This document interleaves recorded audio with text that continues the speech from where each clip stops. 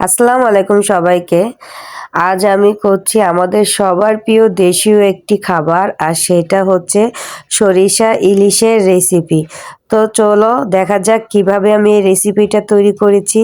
প্রথমে আমি একটা কড়াইতে কিছু তেল দিয়েছি এবং যে মাছগুলো আমি ভেজে রেখেছিলাম ইলিশ মাছ সরিষার তেল দিয়ে সেই তেলটা এখানে দিয়ে দিব। তারপর এখানে আমি হালকা পরিমাণ পেঁয়াজ দিয়ে দিব।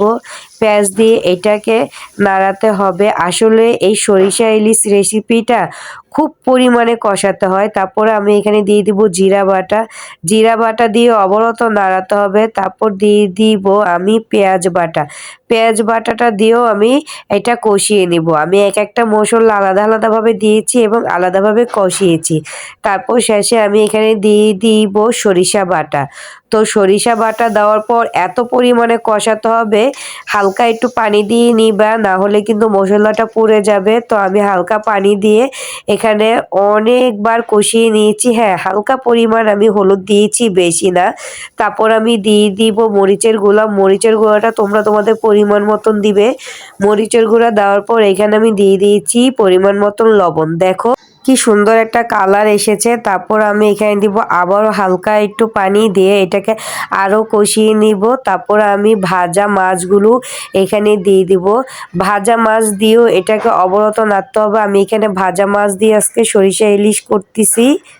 ওয়াও, ঘর ভরা দারুণ গন্ধে সরিষা ইলিশ, মনটা যেন জুড়িয়ে যাচ্ছে। মন চাচ্ছে এখনই ভাত নিয়ে বসি খাবারের জন্য। তারপর সবার শেষে আমি এখানে দিয়ে দিব হালকা গরম পানি। হালকা পানি দেওয়ার পর এটাকে আরও একটু নাড়িয়ে কম আঁচে ঢেকে দিব মাছের পানিটা অর্ধেক টেনে যাওয়া পর্যন্ত। তো আমার মাছের পানিটা অর্ধেক টেনে গেছে। তো আমার মাছ হয়ে গিয়েছে। এই নাও রেডি। গরম ভাতের সাথে এই মজার খাবারটা খেলে তো আর আনন্দের শেষে নেই। তো বন্ধুরা, এই ছিল আজকে আমার সরিষা ইলিশের রেসিপি।